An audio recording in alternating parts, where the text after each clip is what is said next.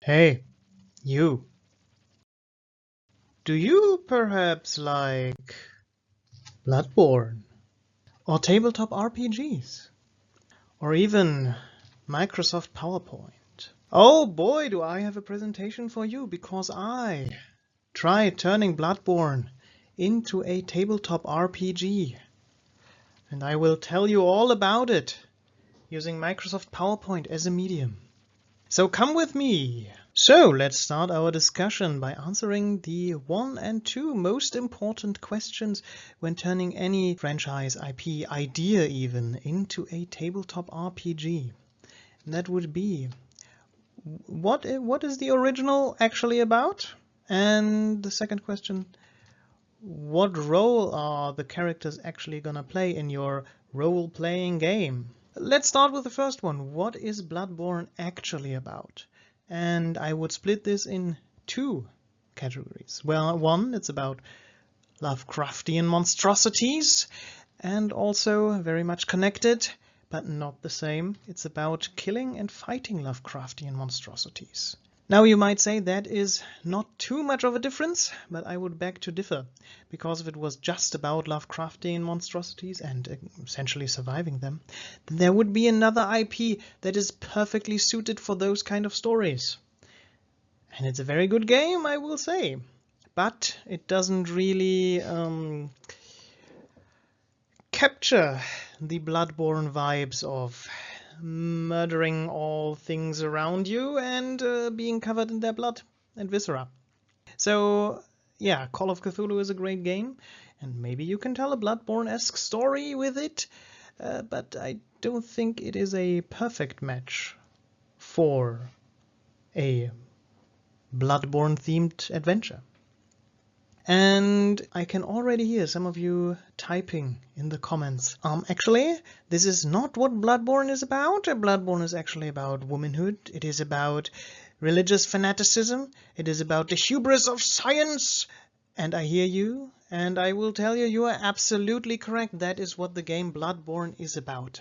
But I don't think it is the core of the game engine or the game rules Bloodborne is made in. These topics and many, many more are a story that is told basically via the medium of the game rules of Bloodborne. And what I'm trying to do here is emulate set game rules for a tabletop environment, right? It's about how do we translate the complex damage calculations that the PC or, well, I guess the console is making in the background. How do we translate those into tabletop maths, right? And if you want to tell a story like Bloodborne about womanhood, for example, or childbirth, then you can absolutely do that. But I don't think it is the basis of the game system. I believe the basis of the game system is very much about how do we make difficult monsters and how do we allow players to fight them. Okay, we good? Great. Now then let's move on to the second question I posed, which is what role are characters actually going to play in this game? And the answer is admittedly pretty obvious. They are going to play hunters, of course, as the protagonists of the Bloodborne game all are. But there might be a tiny issue with that.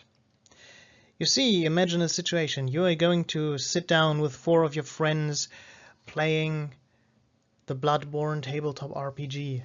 You are the Miyazaki, which of course is this game's term for the game master, and your first friend comes to you presenting proudly their character, the character they have built, who is of course a hunter.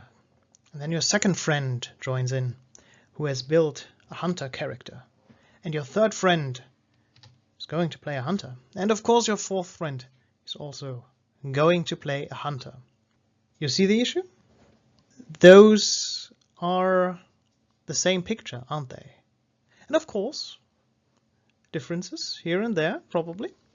I guess in terms of a more established RPG, maybe you've heard of it, Dungeons and Dragons. It's kind of like having a party of 4 characters who all share the same class. which of course can be fun. That is great, that can be fun, but it's definitely not the norm, right? You would expect a party of characters to be made out of basically 4 different classes. Maybe have 2 characters of the same class, but usually not 4. Not unless you make an adventure specifically designed for that.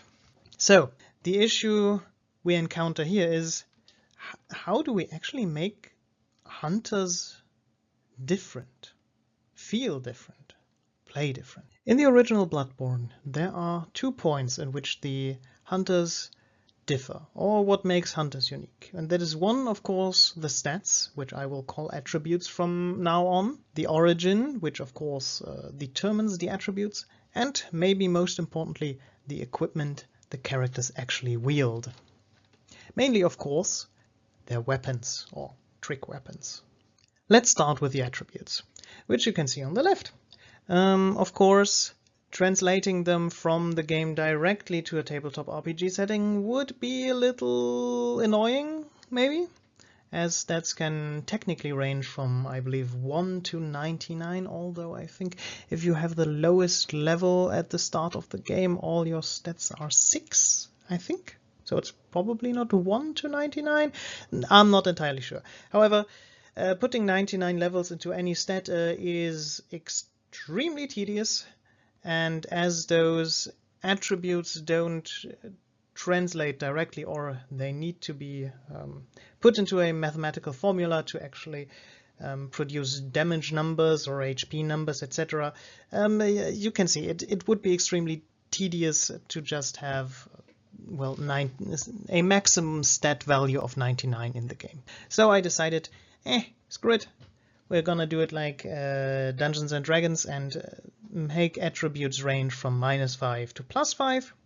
And I want to mention vitality, of course, governs the amount of HP a character has in Bloodborne. So when you increase your vitality, you not only gain a +1 in vitality, you also gain +1d6 hit points. And as it is in Bloodborne, leveling up allows you, of course, to increase one of your attributes by +1. And as is tradition with Soulsborne games, of course, there is a soft gap of your stats, which, well, I think is usually something like 30-ish or 40-ish in most stats in the actual game. I decided we're going to introduce the soft cap past +3, after which 2 levels will have to be invested to increase the stat by +1. So from +3 to +4 it takes 2 levels, and again 2 levels from +4 to +5. That goes for all of the stats except for insight, of course, which we will talk about later. And just another quick note on the maximum hit points a character can expect, and that would be only about 28. So characters will be quite squishy, which is of course by design, since this is in a game that is supposed to depict Bloodborne, and as it is the case in all Soulsborne games, death is always close at hand. So we don't want characters running around with like 200 HP. After all, we expect to see the "you died" screen quite often. And with attributes come skills, which of course are not a feature in Bloodborne, but I think they are a staple and should be included in every tabletop RPG out there. The system is pretty simple, and yes, I am basically just copying the Dungeons and Dragons system. Roll a d20, add your skills bonus, and if you reach or exceed a certain difficulty class, you are successful in whatever you were trying to do.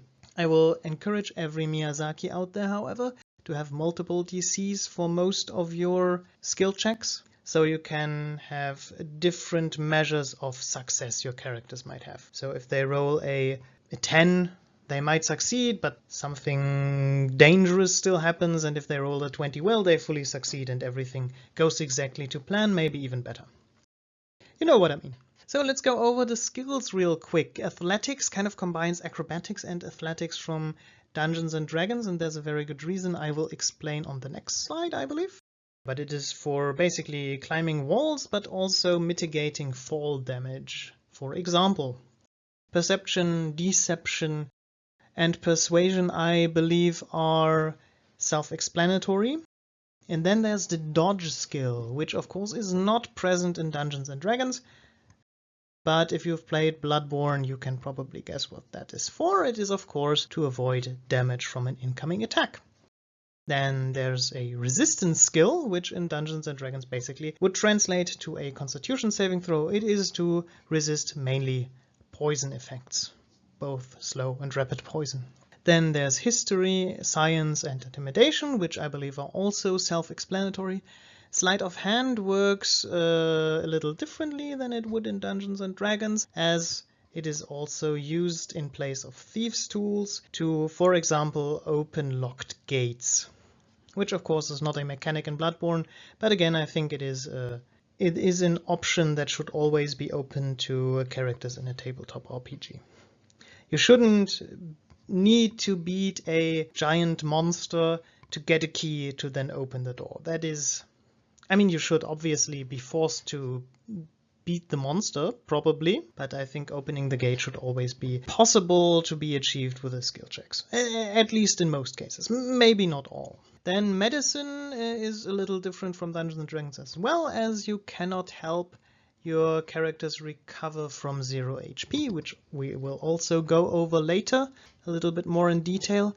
And stealth is also slightly different. It is, of course, still used to prevent detection, to sneak around, to maybe get a surprise attack on unsuspecting monsters. But it is not supposed to be used as rogues in Dungeons and Dragons usually do, as a skill to weave in and out of the shadows and get advantage on every attack and then hide again and attack from stealth later. It is very much intended to be used as a measure to ensure the element of surprise before actually fighting anything. But it is not supposed to be used once the fight has already broken out. And then there's the parry skill, which you can probably guess what it is for. Well, of course, to parry some attacks.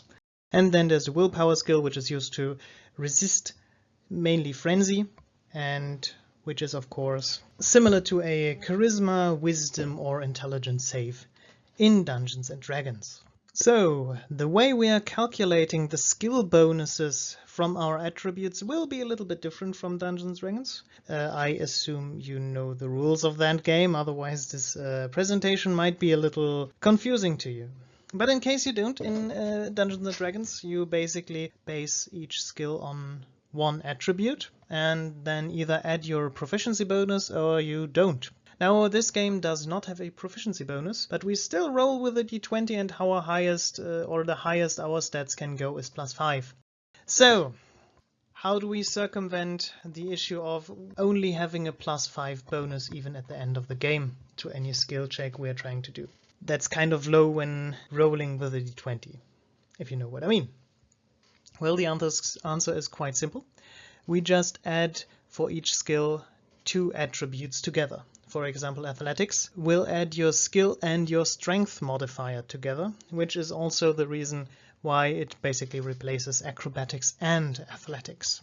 That works decently well, I guess. I mean, it works well, but I found the attributes that Bloodborne provides don't map all too well onto skills in and of itself. I mean, for example, blood tinge. What exactly is that? What kind of characteristic is blood tinge? My blood is redder than yours, I guess. I think, well, I'm pretty sure actually, it is basically a measure of status that makes a lot of sense, and also the vile bloods, of course, most associated with high blood tinge are a noble family. So I basically used it as a stand-in for charisma. It works well. It is not quite as simple to understand as, I don't know, maybe charisma and intelligence and strength and dexterity in Dungeons and Dragons would be. And I also don't want to pretend I came up with the system of just adding attributes together to calculate skill bonuses. That has probably been done before a lot of times, but my personal inspiration was the game Splittermond, which, to my surprise, apparently doesn't have an English publication. If anyone working on Splittermond ends up seeing this video, why? It's a good game you got there. Translate it, goddammit. There's a giant market out there. What are you doing? Anyways, they are using the system and they are my direct inspiration in this case. And we will come back to their system later.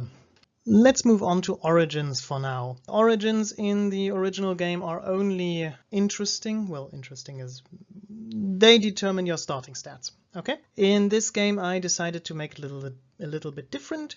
They still determine your starting stats and of course starting level. Your starting level is generally 10, 5 in case of the Waste of Skin starting class, which is a lot weaker than the others. And alongside with your starting attributes, your origin will also grant you 3 proficiencies. And although I am using the term from the D&D system, proficiency in this case means you gain advantage on the associated skill you have the proficiency in.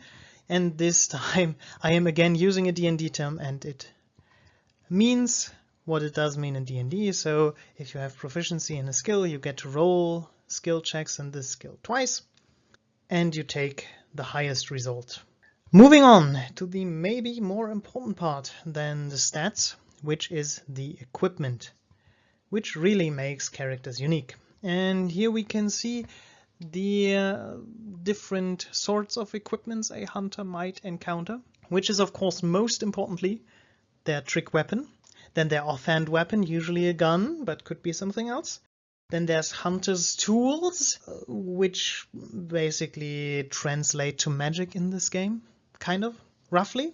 It actually works quite well, thinking about it. Then there is of course the hunter's garb and carol runes. We will take a closer look at trick weapons later, so let's first go over the other equipment which does play a minor role in making characters unique. First of all, of course, the hunter garb, or generally the garb the hunters are wearing. Of course, that is mainly armor, so it does provide some defense in any case. But it also gives a passive bonus, or at least most of them give a passive bonus when equipped, similar to what DS2 did to their equipment, what Dark Souls 1 did not. For example, Eileen's Crowfeather garb, as she is the hunter of hunters, and hunters of hunters do wear Crowfeather garbs. Wearing that equipment actually gives bonus damage against humanoid enemies.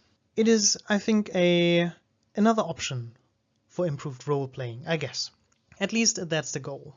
Then there's of course the carol runes, which usually in-game only give some sort of passive. I decided to give a lot of them some active effects. For example, the lake runes I did kind of combine into one rune, and they will give you the active option to, for example, nullify damage once, and then that effect is reset once you return to the hunter stream. I think that is a bit more interesting for role-playing than just giving a flat minor bonus to defenses, for example.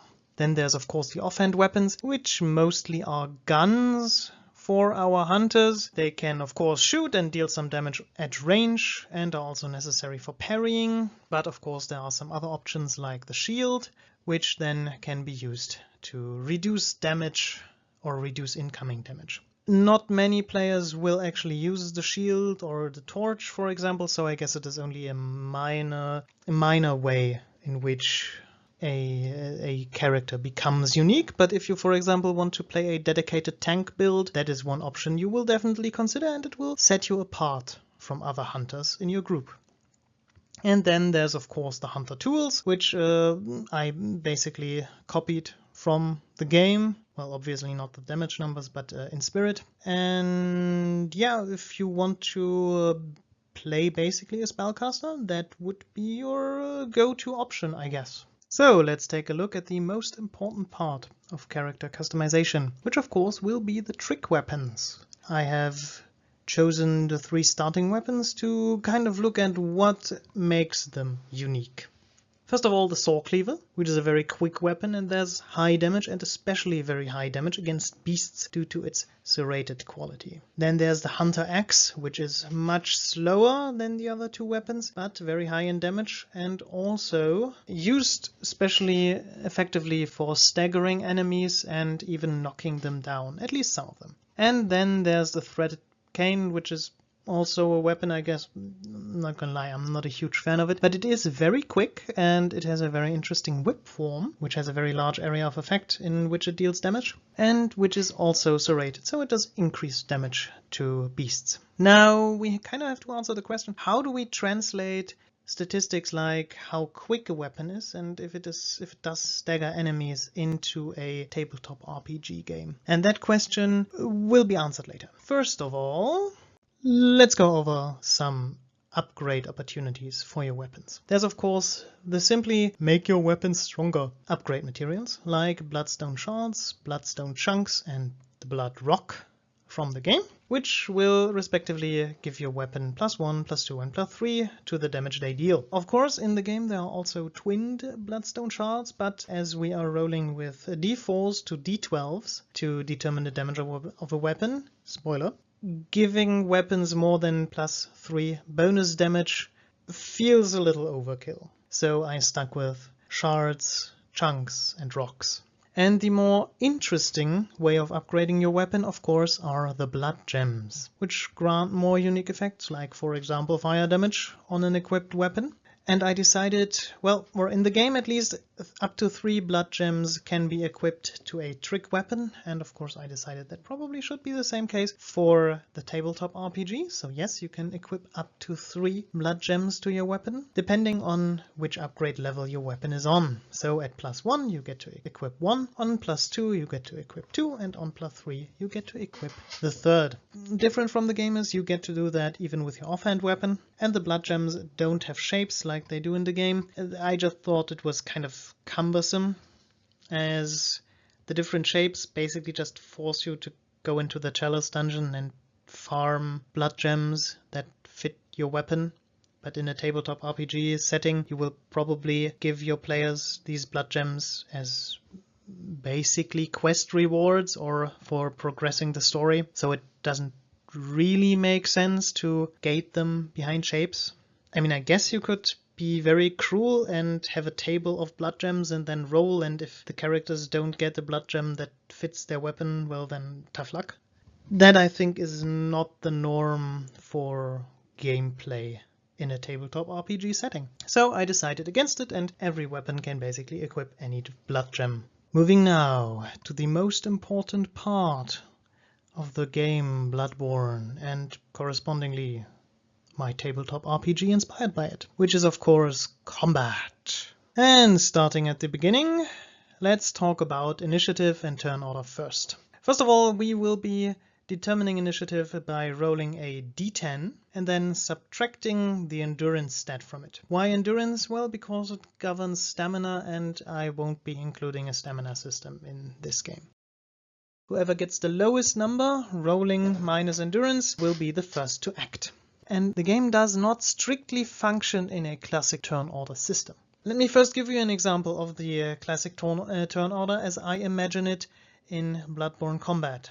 First of all, we have 4 hunters, Eileen, Gascoigne, Gehrman and Henrik, which are NPCs I remembered the names of, which is the reason they are a team now. And they are fighting a boss, the cleric beast. So, Eileen, very fast of course, rolled the lowest initiative and therefore gets to start. She will move towards the cleric beast and attack. Then it is Gascoigne's turn, who will move towards the cleric beast and attack.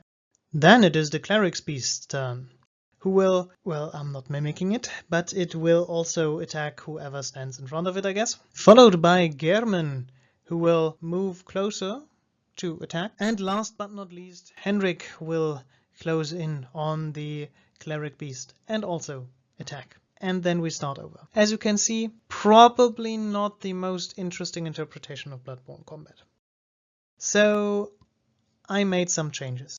This game will run on a timeline-based system, which basically means every character moves on a timeline, and every action you take will set you back a certain number of spaces, or in this case called ticks, on the timeline. And again, I am not the inventor of this sort of system. I am again stealing from the game Splittermond. And again, why in the hells do you not have an English publication? But that's beside the point. Let me show you how it works on an example. Here we have Eileen and Gascoigne fighting the cleric beast, and for the sake of example, we assume they are standing right next to the cleric beast. First again is Eileen, who will try to attack the cleric beast with her Blade of Mercy. The Blade of Mercy does not deal as much damage as other weapons do, so the cooldown after her attacks, after she can take another action, is not quite as high as it would be with other weapons. So Eileen, after attacking, will only be set back 4 ticks on the timeline. Now, at the first space in the timeline is the cleric beast itself, which will also attack. Its attack deals a little more damage, and it will be set back some more ticks than Eileen. In total, I believe that was 10. 1, 2, 3, 4, 5, 6, 7, 8, 9, 10. Yes, it will be set back 10 ticks on the timeline. Now, since Eileen's weapons are very fast, she will get to act again, even before it's Gascoigne's turn. And she will attack with the Blades of Mercy again. Again, she is standing next to the beast in this example, so they don't need to move or do anything else other than attacking in this example at least. And again, she will be set back 4 ticks. Now it is Gascoigne's turn, who is wielding, of course, the Hunter Axe, and he will now attack the cleric beast and do a lot more damage than Eileen, which results in 2 things. First of all, he will be set way back by his attack. Attacking with the Hunter Axe has a lot more cooldown than the Blade of Mercy does, so he will have to wait 12 ticks until he gets his next action. But it also does a lot more damage, so in this case he will get to deal the killing blow. And that, of course, is a grossly oversimplified version of how a timeline-based system works. So why have a combat system that is a little bit more complicated than a standard turn-based system? I think it simply translates quick and slow weapons very well, as quick and slow weapons would generally be just differentiated by the damage die they would be given. For example, a dagger might get a d4 damage die, whereas a large battle axe might get a d12 damage die. We can change that up by simply also giving the dagger a lower cooldown after it is being used and giving the battle axe a higher cooldown, but maybe even give the battle axe a little bit more than just a d12 damage die. And the same, of course, goes for special moves you might conduct with your weapon, like the transform attack, or attacks that stagger a lot of enemies. We can simply basically balance these attacks by giving them a higher cooldown after they are being used when compared to the smaller, less impactful weapons, which of course then have a higher DPS in return. So the real reason why using the system, or why the system is great in this case, I believe, is because characters fight in a probably fairly similar way, and this is just an additional building block on how to make character builds and weapons feel a little bit more different from each other. So we've talked about attacking and cooldowns after attacking a little bit now, so let's look at how attacking actually works in this game. You probably would have assumed we would simply be rolling a d20 die at some sort of bonus and then check if we reach a difficulty class, you might call it armor class in this case, to see if we land our hit or we miss. That is not the case in this game. In this game, we skip the d20 roll to hit completely. We simply roll the weapon die, which might correspond to a damage die in a different system. And to see if we miss or land our attack, we just check what we roll on the weapon die. On a 1, we miss the attack completely, and on a maximum roll, so a 4 on a d4 or an 8 on a d8, for example, corresponds to a critical hit. And when we get a critical hit, we just simply get to roll the weapon die once again, but even if we roll the max result in this case, we don't get another critical hit.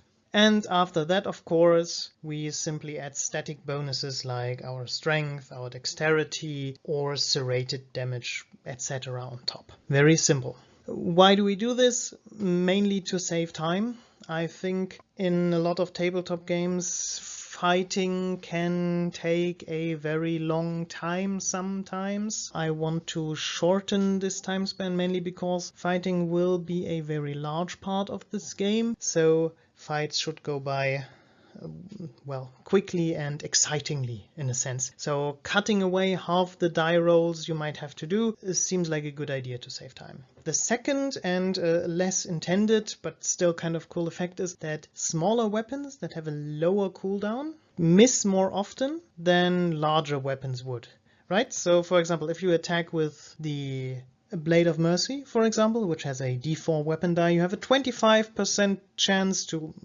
crit, but also to miss. And in case you miss, that kind of sucks, but it's okay, because you will get to attack 4 ticks later again. No harm, no foul. Shit happens, no problem.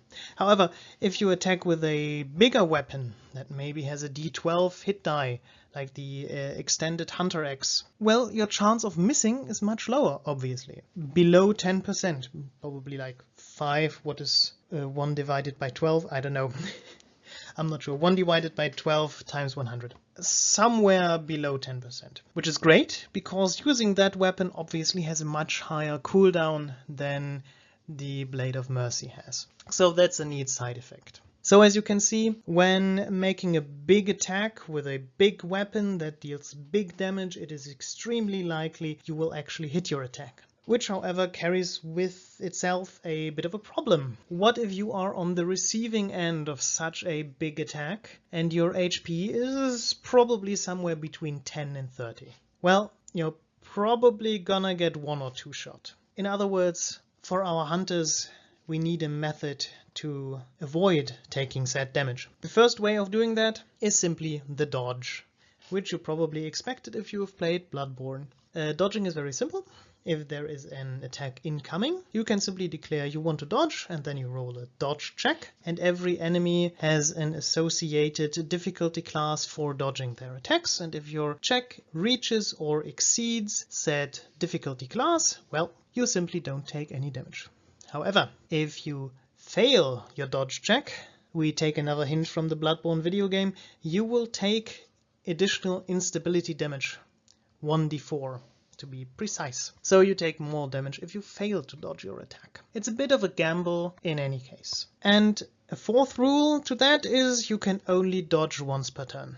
The reason for that is simple. If we would allow dodging every attack that is incoming, well, then we could have just kept the 2-hit roll, right? We don't save any time then. And one note I want to make, yes, once per turn. A turn lasts 20 ticks, and I didn't want dodge to have a specific tick cooldown like other abilities because it just gets very, very complicated. So yes, even though this system is not really turn-based in the original sense, I had to include some abilities that refresh at the top of the turn.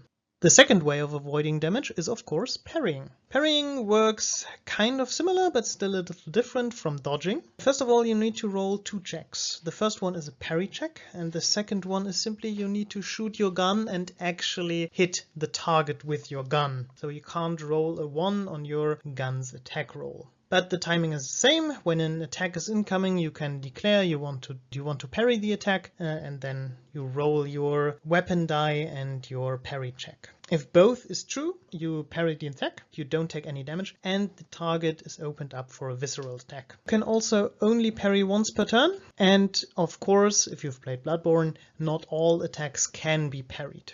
So that is more situational than dodging. But you don't take any instability damage if you mess up your parry. And the third way of avoiding damage is probably the most obvious, and that is simply by having armor, which is granted by your attire, and it reduces incoming damage of any given type by a flat amount, but not by more than 3. So while that is a great baseline, I would say if you are hit by a very big attack, you still take a significant amount of damage. And that effect is passive. That doesn't need to be declared or anything. It's just, well, it is just a property of the armor you are wearing. But what if you do get hit by an attack? Well, you can still regain your hit points after you are hit. And there are basically two main options for doing so. The first one is very simple, simply use a consumable, inject a blood vial, and you get some health back. The second is the rally system, also kind of stolen from Bloodborne, although I had to make some adjustments.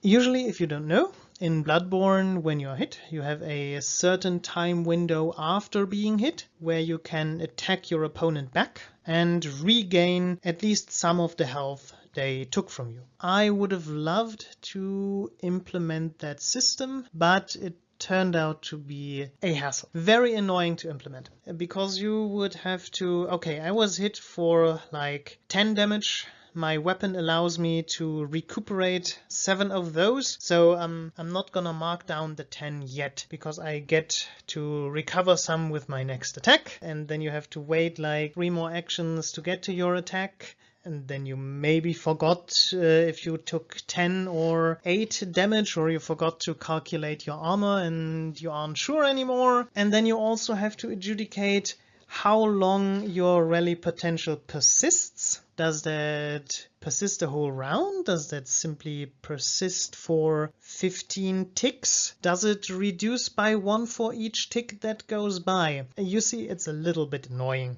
or it can be a little bit annoying. So I came up with a very simplified solution. Simply, if you kill an enemy and are below a certain health threshold, that threshold is 15, you regain the amount of hit points your weapon tells you to regain. So if your weapon has a rally potential of 7 and you are below 15 HP, you regain 7 HP up to a maximum of 15.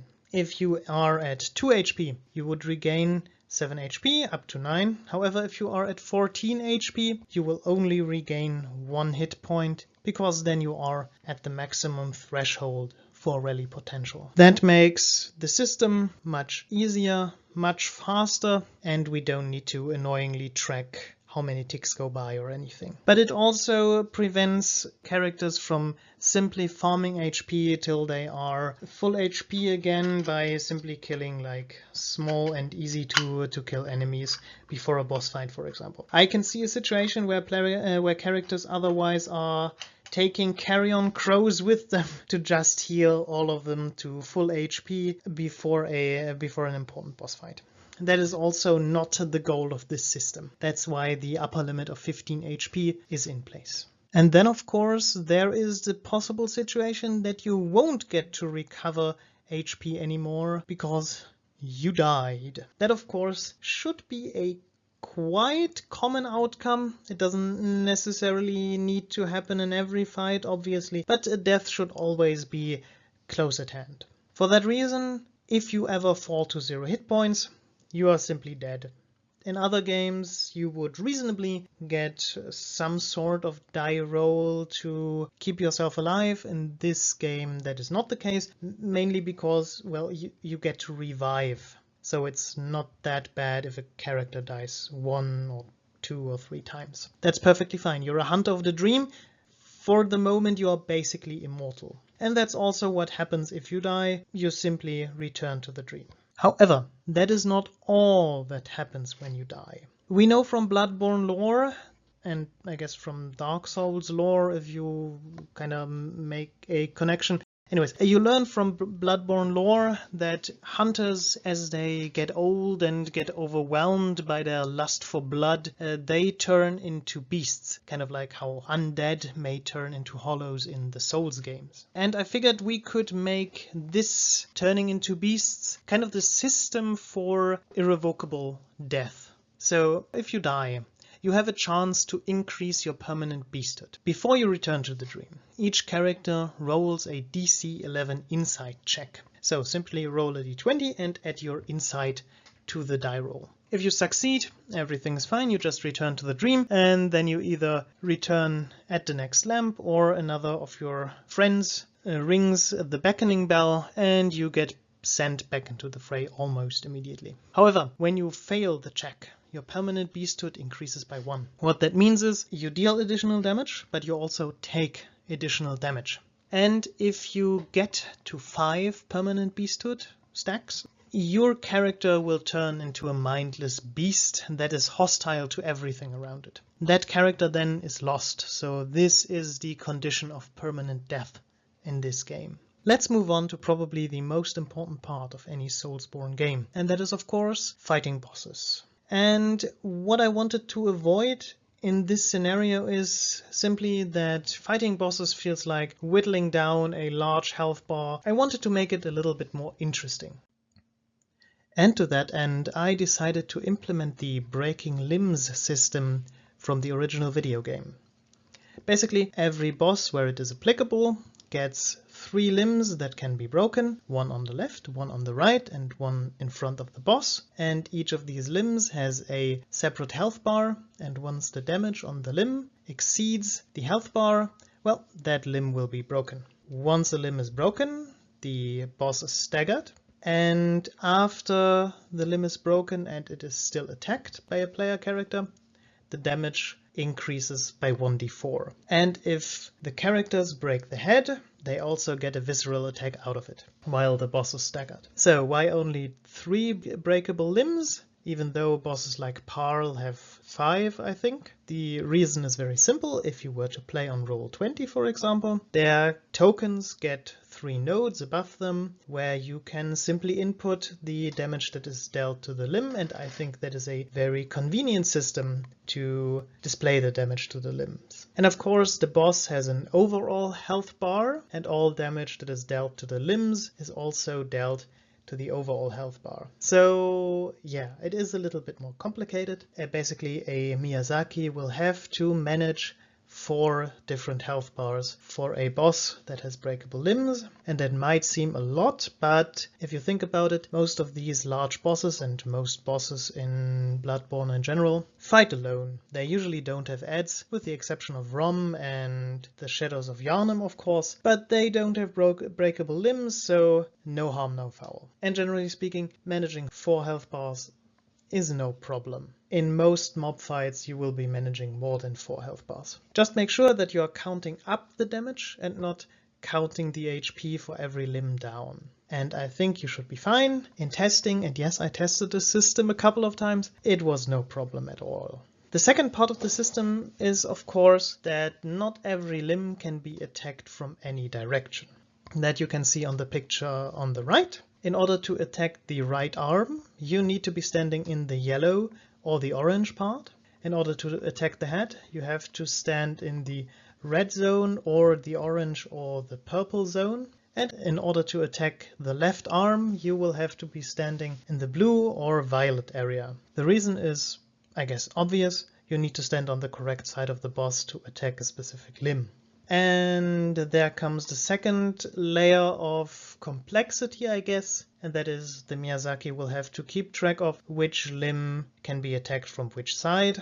That is a little bit complicated, but I think it's perfectly fine because you can simply rotate the token to whatever direction is appropriate, and I would assume that the appropriate direction is always where the boss is attacking currently or has been attacking the last time it got an action. So it's a little bit more complicated, but I think it is very manageable. Now moving on from a quite complex system to a system that is less so, and that would be exploration. Not quite as prevalent in Bloodborne as combat, but still very important in my opinion. If you look at the original game, you will see that it is basically cut into separate areas, and at the end of an area you will usually find a lamp with which you can return to the Hunter's Dream and gear up or rest or whatever you want to do. And I want to keep the same system in place for the tabletop RPG. However, I made one very crucial change in the tabletop version, and that is that enemies will not get to respawn once the hunters return to the dream. And I have 2 reasons for that. First of all, it would probably be kind of annoying and not a lot of fun to run the same combat encounters with the same mobs like 2 or 3 or 4 times if the characters die a couple of times in an area, or even at the end of an area when they encounter a boss and you as the Miyazaki didn't give them a lantern directly in front of the boss. It would not be fun, I think, and that is the main reason. The second reason is I think enemies respawning just doesn't make much sense in the lore. I mean, the hunters, or some hunters, get to respawn. They get to come back from death because they are chosen or cursed by the moon presence.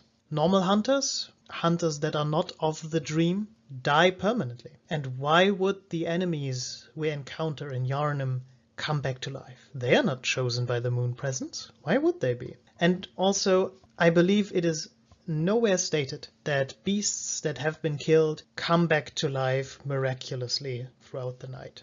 I think, in terms of lore, it just makes sense that they stay dead, which is the second reason for the change. With the changes to enemy respawns, there are of course ripple effects for other mechanics. One of those is of course blood echoes. Usually you would gain blood echoes for every enemy killed, but that would be annoying. Kinda like the original XP system from Dungeons & Dragons. If you didn't know, Dungeons & Dragons actually does have an XP system, and it is so bad no one uses it. So in order to avoid that, we scrap the system entirely and make it different. You will only gain blood echoes once you return to the Hunter's Dream after you have completed an area. So when you return to the dream, you get to roll a couple of die and that amount of blood echoes you gain. Very simple. And also, these echoes will not be used for gaining levels. This change is mainly because it is very hard to balance and I don't want to do that. And also, people would probably ignore it because milestone leveling is absolutely great for tabletop RPGs. That being said, there is another very famous mechanic from the Souls games and also Bloodborne, which is of course leaving a blood stain when you die. So you have to claw your progress back before you actually also gain back the amount of souls or blood echoes or runes you lost when you died to an enemy. That system of course doesn't make sense if your enemies don't respawn, since it is no challenge returning to the point where you died.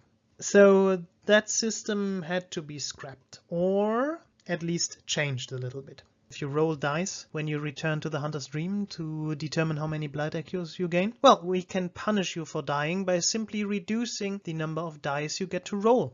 How many dice you lose, that will be up to your Miyazaki.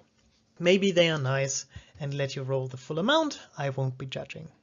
And finally, let's take a bit of a look at the things you might be buying with your blood echoes once you return to the dream. And in the original game, the most common two things you would be buying are, of course, blood vials and quicksilver bullets. Let's start with blood vials. And they are a little bit tricky. In the original, you can of course hold up to 20, which restore a percentage, I think it is 70% of your max HP. Now, in a tabletop RPG, that's sort of weird, because if it keeps you alive, why aren't you carrying a full bag of blood vials with you, right? Why not? You can carry more than 20 like small bottles, right? It would be annoying, but if it keeps you alive against a bunch of werewolves trying to kill you, you would absolutely do that. So that limit is gone. You will get to hold as many blood vials as you want, but they are gonna be significantly scarcer than they are in the original video game. They will basically be treated like any other health potion in any other TTRPG game. And of course they can be bought in the Hunter's Dream for 50 blood echoes, which is a number I took from D&D's health potions, and I'm not ashamed to admit it. I scaled the cost of all the other consumables appropriately, and as the blood vials do restore a percentage of HP, I determined they would simply restore 1d4 plus 1, and then 1d4 plus 1 additionally for every level in Vitality a character has. So up to 6d4 plus 6 at a maximum. But even if you have negative levels in Vitality, which is possible, you would still restore at least 1d4 plus 1 HP. And the second most frequently bought items are probably quicksilver bullets, of course. And good news, you won't need to buy quicksilver bullets in this game, because you will always get your full 10 quicksilver bullets upon return to the Hunter's Dream. And yes, 10 bullets, not 20. The reason for that is very simple. First of all, you won't be doing quite as much fighting as in the video game. Of course, I mean, the fighting system is probably quite quick, but it is not as quick as a action-packed video game. And the second reason is, in the video game, you are playing alone. Or maybe you have a couple of friends with you, playing with you, but usually you would be alone. In this game, I am assuming there are 4 players cooperating. And this is Yarnum, not America. So yes, I had to limit the gunfire just a little bit. However, unless you suffer from short-term memory loss, you probably caught me in a bit of a contradiction, didn't you? Just a couple of slides ago I told you that hunters would probably carry an almost infinite amount of blood vials to the battlefield. So how come they can only carry 10 quicksilver bullets now? Shouldn't they be carrying a full stack, a full bag of them around anywhere they go? And quite frankly, I believe that is absolutely reasonable. But I also believe it is a very, very bad idea for the game, for balancing reasons. I mean, quicksilver bullets aren't only used to shoot your gun. They are also the one resource system that is used for activating hunter tools. And you can probably imagine the game would be very easy if every hunter could just simply cast a Call Beyond 15 times in a row and then everything would be dead. That is not good game design. We can't have that. So we have to get a little bit creative with the underlying lore of the quicksilver bullet. And I think I found a good solution. You see, what are quicksilver bullets? I think they aren't actually bullets. They are simply an amalgamation of mercury and a hunter's blood. And it is the hunter's blood that provides the power to transform the mercury into any form it is needed in most cases, bullets for a gun, but in other cases, they simply provide the power to fuel the hunter tools a hunter might use. So in other words, the limiting factor is simply the power of a hunter's blood. And the power of human blood is simply enough to create 10 bullets at a time. Add any more mercury or add any more blood to the mixture, you still only get 10 bullets. The amalgamation will simply separate again. And that also kind of explains why Formless Öden increases the bullet maximum, because the blessing of the Great One increases the power of the human blood. And it also explains the possibility of creating blood bullets. While, yes, you can't hold more than 10 bullets at a time, once you're in the field and you have used some of them up, you can absolutely create new bullets up to the given maximum of 10. So I think it is a neat and tidy explanation why hunters have a limit on how many quicksilver bullets they can carry. And that's about everything I wanted to talk to you about in this video. Of course, that is not the entirety of the rule set. If you are interested, check the description box below. Everything I wrote on the topic should be linked there. And while you're down there, please tell me in the comments, what do you think? You think I made a good system? What would you do differently? And maybe you're interested enough to actually try the system out. In that case, only thing I ask you to do is leave a like, leave a comment, tell me how it went, and also subscribe to the channel. I intend to make a couple of more videos turning other franchises into tabletop RPGs, and I hope you don't want to miss that. Anyways, thank you for watching and see you next time.